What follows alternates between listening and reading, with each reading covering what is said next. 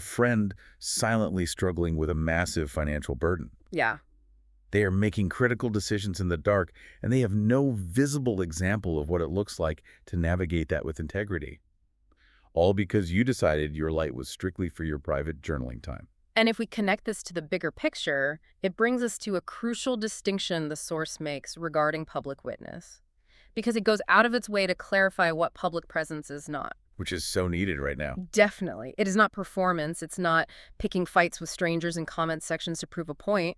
And it's not adopting a performatively spiritual persona just to be seen as the wise person in the room. It's not standing on a desk with a megaphone. No. It is simply presence. It is how you respond to unfair treatment in real time. It's the grounding energy you bring when a crisis hits your friend group. The proximity. Yes, the source emphasizes that you are called to shine among people, not above them. Proximity is everything. You cannot be a reference point from a distance. You have to actually be in the room, getting your hands dirty. But let's be honest, stepping out publicly and letting yourself be seen as that reference point is terrifying. The vulnerability is sky high. So if it's that uncomfortable, what actually compels a person to endure it? Why not just stay comfortable in your aesthetic private world? Well, the dossier answers this in day 5 by examining the nature of a true calling. And they use the prophet Jeremiah as a case study. Oh, the fire in the bones? Exactly. Jeremiah famously describes his calling not as a warm, fuzzy feeling, but as a fire shut up in my bones. The source uses this to draw a hard line between fleeting inspiration and a genuine calling. I absolutely love how they contrast inspiration and calling here.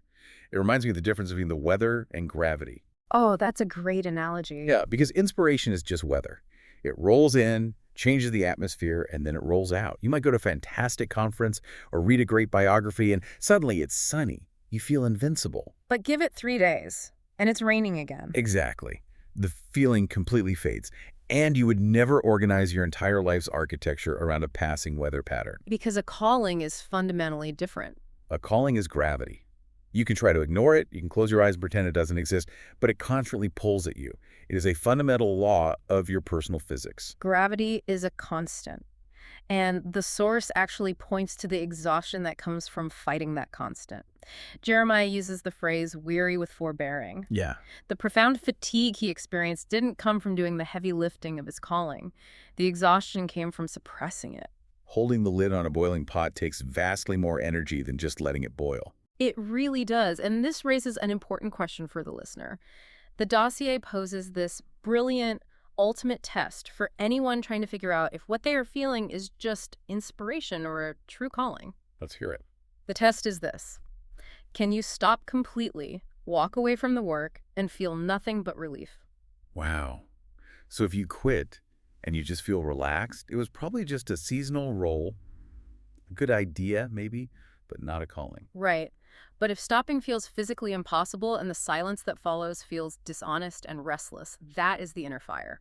That friction. Yes, that uncomfortable pull that will not let you quit, that is the undeniable evidence of your assignment. But that raises a huge practical issue. Nobody can sustain that level of intense burning emotional fire forever. No, it's impossible. An inner calling might burn incredibly hot the moment you finally accept it, but human beings are not built to sustain maximum emotional intensity every single day.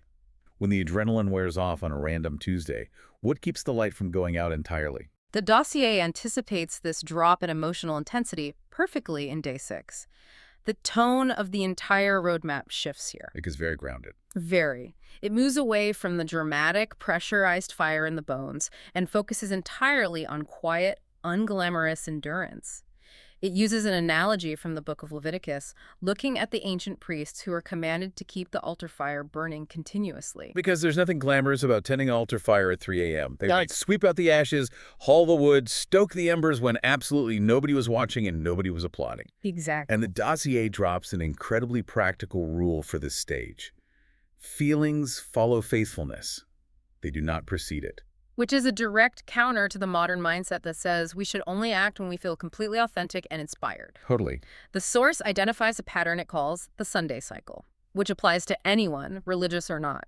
You get hyped up on a weekend by a great speaker, a great book, or a great conversation.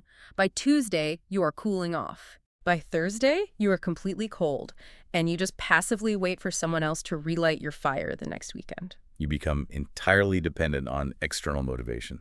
So, How does the dossier suggest we prevent the Sunday cycle? What does hauling the wood look like when you are just completely burnt out? The actionable directive is almost shockingly small. The source tells its audience to commit to one simple 10-minute daily habit. Just 10 minutes. Just 10. It specifically warns against making it an hour-long, overly ambitious ordeal. 10 minutes. It could be silence, reading, walking, or writing. But the critical rule is that it must be a habit you can execute even on your absolute worst day of the week. Because psychologically, that consistency builds self-trust. You act your way into the feeling. You don't wait for the feeling to dictate your action. Exactly. If you commit to the 10 minutes, even when you are miserable, you are proving to yourself that the calling doesn't disappear just because the weather changed. You can the fire, and the warmth returns. It's pure neuroplasticity. You are wiring your brain to recognize that the discipline keeps the identity alive, not the emotional high. Okay, so let's look at the full picture here. Once you have stripped away the fear, disguised as humility, once you've stopped hiding and recognized the dark spaces as your specific coordinates, and once you have built that unglamorous 10-minute habit to keep the fire burning, where does all this relentless forward motion actually lead? Day 7. Yes, day 7. It leads to a massive paradigm shift regarding how you view yourself in the world. The dossier closes its arc by leaning on a verse from the Book of Acts. I have set thee to be a light. So what does this all mean? The core argument here is that your light, your purpose, is not a personality trait, it is a commission. In secular terms, we could think of it as the difference between having a skill and having a hardwired psychological mandate. Right. Being a good listener or an eloquent speaker is a skill. It's a quirk of your personality. But a commission is a duty. It is a fixed imperative. And the source places heavy emphasis on the grammar of that verse again. I have set thee. It is past tense. The sending has already happened. Yes. The decision was made before you even fully understood what you were carrying. You don't have to agonizingly debate whether you have permission to shine in your specific area. The permission is a historical fact. The assignment was issued before the resistance even began, which is incredibly empowering, but it also leads to the hardest part of the equation. Oh, the rejection. Yeah. What happens when you finally accept the commission? You step into the dark coordinates, you uncover your light, and the room immediately rejects you. Because that happens. You bring your best effort, and the environment says, no thanks. Rejection is virtually guaranteed at some point, but the dossier offers a brilliant reinterpretation for that exact scenario. I love this part.